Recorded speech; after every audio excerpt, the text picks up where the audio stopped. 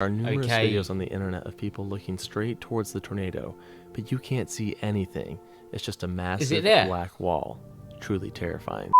Top 10 most infamous F5 and EF5 tornadoes. We haven't done a reaction for tornado footage for a while, so yeah, I'm really excited to jump into this. Just before we do that, I'd really appreciate it if you could hit the like button, and if you want to go one step more, it really puts a smile on my face every time I see a new subscriber. But let's just jump straight into this video. An F5/EF5 tornado is the highest rated tornado possible. Right. These tornadoes are deadly, they're devastating, and thankfully they're quite rare. But they do occur, and in the past 150 years, there have been over 100 tornadoes that are believed to have had F5/EF5 strength.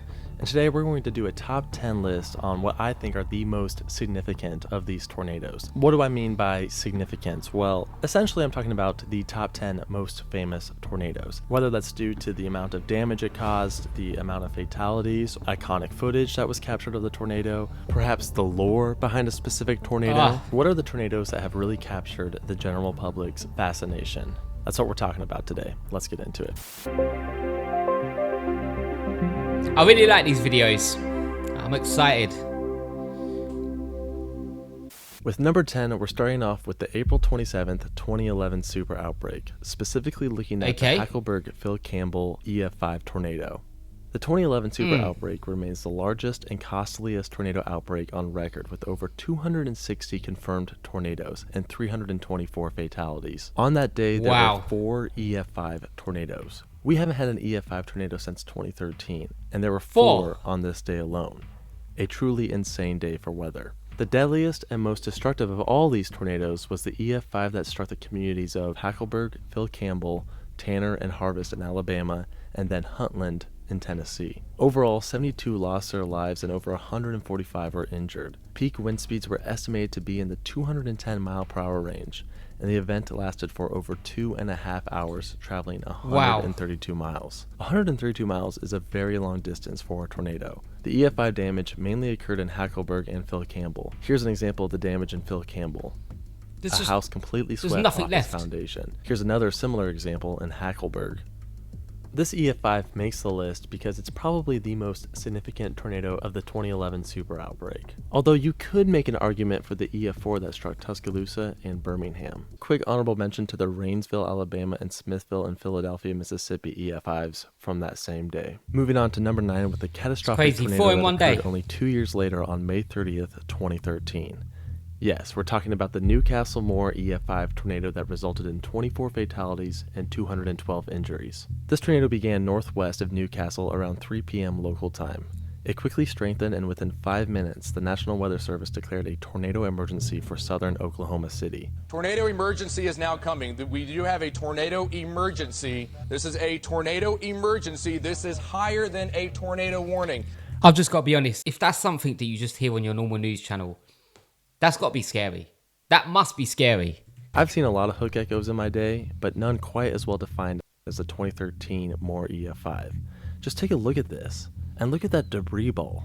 It would be terrifying seeing something like this on radar. The tornado would then enter the suburbs of Moore, destroying around 1,200 homes and hundreds of businesses. The scale of the destruction can be clearly seen through the satellite imagery available on Google Earth. The tornado reached peak EF5 strength near eastern Moore, where it swept well-built homes completely off their foundations. This damage was likely caused by winds in the 210 mile/hour range. It would finally weaken shortly after exiting Moore and the Oklahoma City metropolitan area. This event has become well known through the large amounts of media coverage and footage, the most famous being Mike Morgan from KFOR. When you have a debris ball and hook echo that well defined, you're going to get quite a reaction from any TV meteorologist. And Mike Morgan definitely reacted accordingly. Tornado emergency for Moore. You folks in Moore, you need to grab whatever it is you need to grab, and you need to go underground.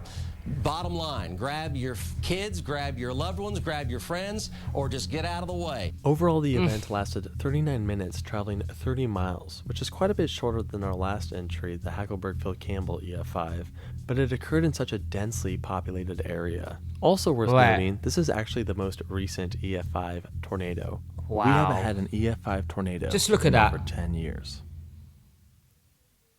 For number 8, we're going way back to 1953 with the May 11th Waco, Texas F5. This extremely powerful tornado destroyed over 600 homes and 400 commercial buildings, claiming 114 lives. This makes it the 11th deadliest tornado in U.S. history. And this was actually the most recent single tornado-related disaster to have over 100 fatalities until Joplin in 2011. On top of the fatalities, over 600 people were injured. Of course, there is no video of the event, but the photos show just how horrific and destructive this tornado was. The downtown portions of Waco were hit especially hard, including the RT Dennis building, where in that one building alone, 30 would lose their lives. Many of the downtown buildings were constructed poorly, leading to their collapse, burying people inside who were seeking shelter. Thankfully, the Alico building, which was a newer build, did not collapse. Some remnants from the tornado can still be seen to this day with the Dr. Pepper Museum. This brick building partially collapsed, but it was fixed up, and the newer bricks are the lighter color shown here. It is estimated that this tornado had wind speeds close to 261 miles per hour, making it the most powerful we've covered thus far. The Waco F5 is significant for a few reasons. First of all, it's one of the deadliest on record ever, a truly devastating event, but it also represents 1953 as a whole. 1953 was a terrible year for tornadoes. There was the Worcester F4 tornado and the Flint Beecher F5 tornado. All three of these tornadoes eventually led to more advances in civil defense against severe weather. Yeah, Next up, the 1991 Wichita Andover F5. On April 26, 1991, around 6 p.m., a tornado formed near the city of Hayesville, Kansas. Honestly, I just can't imagine looking out the window and seeing that coming towards my house. 100%, that has got to be a scary sight to see. If you've ever seen a tornado, please do let me know in the comments. Let me know what was going through your head when you see it. Because that, honestly, I've never seen one. And for that reason, it just looks scary to me. It looks scary.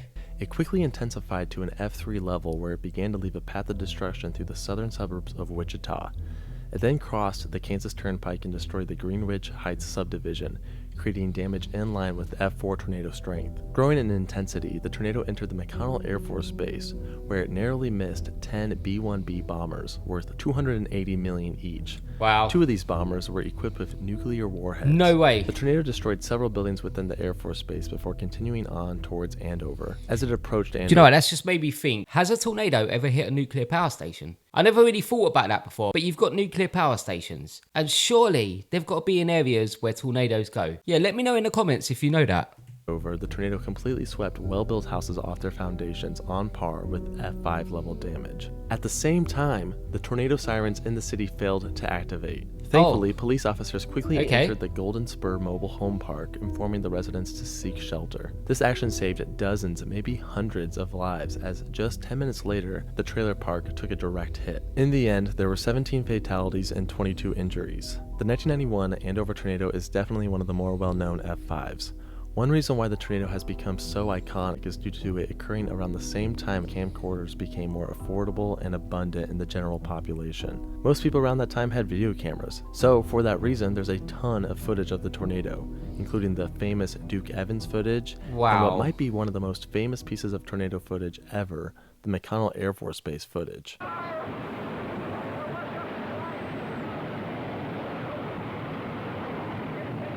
No way. Absolutely insane. Moving on to number 6, the 1974 Xenia, Ohio F5. So this specific F5 tornado was part of a huge tornado super outbreak that occurred on April 3rd and 4th of 1974. Overall, there were 148 confirmed tornadoes, resulting in 319 fatalities and $5.3 billion worth of damage adjusted for inflation in 2024. Of the almost 150 tornadoes, 7 of them were F5s. Remember what I said earlier, that there hasn't been an EF5 since 2013 and more? Well, this super outbreak had 7.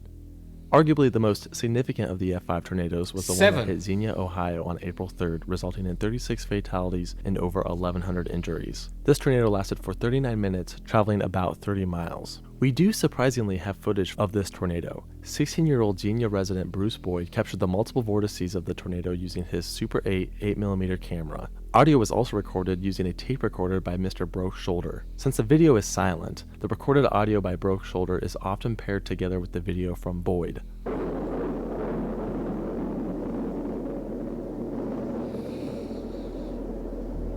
Does sound a little bit scary as well. Like the McConnell Air Force Base footage from the previous entry, The video captured by Boyd is considered to be one of the most significant videos ever captured of a tornado. Ted Fujita... I think that old footage kind of just makes it look that little bit more scary, adds that little bit more feel to it. Did a large survey of the damage created in Xenia and concluded that the tornado may have had wind speeds over 300 miles per hour. In fact, he originally gave the tornado an F6 plus or minus 1 rating. But then he reversed his rating, giving it an F5, as an F6 is considered inconceivable damage. Essentially, an F5 means like clean slate destruction. I mean, we're talking all that's left is a bare concrete slab. So how can there be an F6 if F5 is already pure, what is an F6? True devastation? You can't measure it. Xenia would be the only town of the 1974 super outbreak to be visited by President Nixon. When surveying the damage, Nixon stated, "As I look back over the disasters, I saw the earthquake in Anchorage in 1964. I saw the hurricanes, Hurricane Camille in 1969 down in Mississippi, and I saw Hurricane Agnes in Weichsbarn, Pennsylvania. And it is hard to tell the difference among them all. But I would say in terms of destruction, just total devastation, this is the worst I've ever seen." Okay. Number 5. The May 27th, 1997 Gerald, Texas F5. This enigmatic tornado formed around 3:40 p.m. just east of Gerald, Texas, parallel to Interstate 35. The weather system that formed the Gerald tornado was unique compared to typical tornadoes. For one, the tornado actually traveled the opposite direction of the vast majority of tornadoes, traveling northeast to southwest rather than the typical southwest to northeast. At first, the tornado didn't seem like a major threat. It appeared as a tiny rope, barely disturbing hay bales. But within a few minutes, the tornado intensified and grew from a rope to a huge and dark wedge. Wow. This was also a multi-vortex tornado. These vortices can be seen in the now infamous Dead Man Walking photo captured by Scott Beckwith. Now at peak strength, the tornado entered the Double Creek Estates subdivision just north of the main part of Gerald, where it caused some of the most intense damage ever surveyed. The well-built homes within the Double Creek Estates were completely destroyed and cleaned from their foundations. Clearly F5 level damage. Within this subdivision, 27 would lose their lives. Some believe the Gerald F5 tornado had wind speeds over 300 miles per hour, making it one of the strongest, most powerful tornadoes ever recorded. Others believe it wasn't the strong wind speeds that created the strong damage, but the slow-moving nature of the tornado. It essentially just sat on top of the subdivision. The Gerald F5 tornado has really managed to capture the fascination of tornado enthusiasts. The fact that it started off as like a small little rope tornado that grew into this huge wedge monster. And that's also crazy. happened just a year after Twister was released in 1966. So that was still on the minds of many. All in all, a unique yet very tragic EF. He just said that. It just come into my mind. I haven't watched the new Twister. If you've seen that, let me know in the comments what that's like, because I definitely need to check that out. But the way that one started from such a small thing and then grew to something massive, that's absolutely crazy. 5. The number 4 tornado on this list is the most recent, truly massive and catastrophic tornadic event, and that is the May 22nd, 2011 Joplin, Missouri EF5. We talked about the 2013 Moore F5 earlier, and of course we did mention the 2011 super outbreak, but the EF5 that hit Joplin stands out on its own. This tornado resulted in 158 fatalities, making it the deadliest single tornado event since the Woodward, Oklahoma F5 in 1947. And this occurred in a time where tornadoes were much better understood, and homes and buildings were built stronger. Yet still, the event is one of the deadliest in history. It currently ranks as the 7th deadliest in the US. The tornado destroyed more than 4,000 buildings, making it the costliest on record at $3.64 billion adjusted for inflation. One aspect that made the Joplin EF5 so deadly was the fact that it was rain-wrapped. People literally couldn't see it coming. There are numerous videos on the internet of people looking straight towards the tornado, but you can't see anything. It's just a massive black wall. Truly terrifying. Yeah, that looks really crazy right over there. It does over there, really. I don't know if that's just wow. But that looks like... To me, the Joplin EF5 tornado is truly a worst-case scenario event. I mean, it formed right before it entered the city, and then it dissipated right after it left. The tornado tore a massive path through the southern portion of Joplin. The satellite images from Google Earth show the large amount of destruction throughout the residential streets and commercial district on Rangeline Road, and the scar can still be seen to this day. Number 3 on the F5 list is the tornado we actually just mentioned, the April 9th, 1947 Woodward, Oklahoma F5. This was a very long-tracked, very intense tornado that completely destroyed Glacier and Higgins in Texas, and then heavily destroyed Woodward, Oklahoma.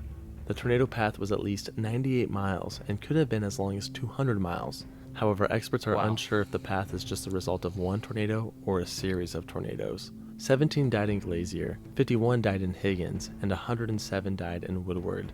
Overall, the event claimed 185 Oklahoma gets hit a lot and injured 1,000, making it the 6th deadliest in U.S. history. The tornado was believed to have been over 2 miles wide.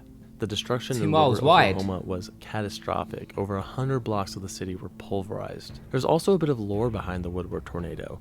The deaths of 3 young girls were never claimed, so their origin is still unknown. They all received proper burials thanks to the generosity of a local resident named Wayne Lawson. Another victim, Joan Gay Croft, went missing after the event. According to eyewitnesses, she had an injured leg and was receiving care at a local hospital. While she was waiting with others in the hospital basement, 3 men in military uniforms took her away, claiming that they were taking her to Oklahoma City, and what happened to her after that still remains a mystery to this day. Sounds a bit weird. About this in case you are interested. But now it's time to move on to number 2, the runner-up. Definitely the most well-known and infamous modern tornado event, and that is the May 3rd, 1999 Bridge Creek Moore EF5. To this day, this is believed to be the most powerful tornado ever recorded, with estimated wind speeds between 300 and 320 miles per hour. Hurricanes are massive, obviously, but in terms of power per square meter, this may be the most powerful weather event in recorded history. You can't see it. Truly a monster. Is it there? The tornado initially touched down around 6:20 p.m. near the small town of Amber, Oklahoma. Initially, it was an F2, but the tornado grew in strength quite quickly as it traveled through the countryside. By the time it actually reached Bridge Creek, this tornado was already a massive wedge F5. Here's some of the damage it caused in Bridge Creek. Absolutely devastating. Of course, the tornado only had just begun. A very well-defined hook echo had just formed on radar and it was heading straight towards Moore and southern Oklahoma City. The severity of the situation was incredibly obvious. A huge footage is tornado so dark. was heading straight towards a highly populated area. Mike Morgan and company at KFOR knew the serious nature of the situation, and you can hear it in their voices during the live broadcast. Get below ground. Get in the interior closet or bathroom, get in the bathtub. We plead with you. There it is, crossing Interstate 35. There is a tremendous amount of debris in the air. We pray and plead with you, please get down now. The sparks. Also, for the first time ever, a tornado... So all the sparks I'm seeing, that's the electrical cables, isn't it? That's crazy when it's going towards a really populated area. Emergency was issued by the National Weather Service. Incredible coverage was also captured by Gary England and his team over at KWTV. The tornado entered the suburb of Moore, creating a wide path of destruction. It headed north but then shifted east as it tore through Del City and then finally left the suburbs of the greater Oklahoma City metro area. All in all, the tornado lasted 1 hour and 25 minutes. It traveled 38 miles, destroying 8,000 homes, 1,000 apartments, and 260 businesses. The scar could be seen for quite a while through historic satellite imagery. Here it is in 1999, and you can still kind of see it as we go through the years. And to this day, you can still find abandoned driveways that used to lead to homes that were destroyed in the tornado. Wow.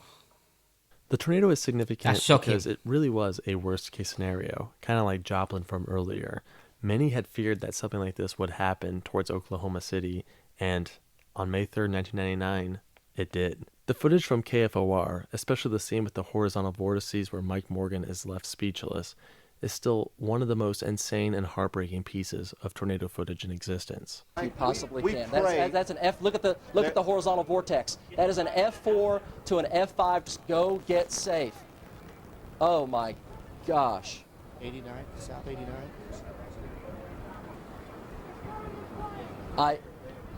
Is it nighttime or is it? Finally, we have reached Is it just number looking one, dark? the worst and potentially most powerful tornado ever documented, the 1925 Tri-State tornado. This tornado holds many records. First off, it lasted 7 hours. 7 hours, and it traveled over 219 miles from Missouri to Indiana, making it the longest tracked tornado ever documented.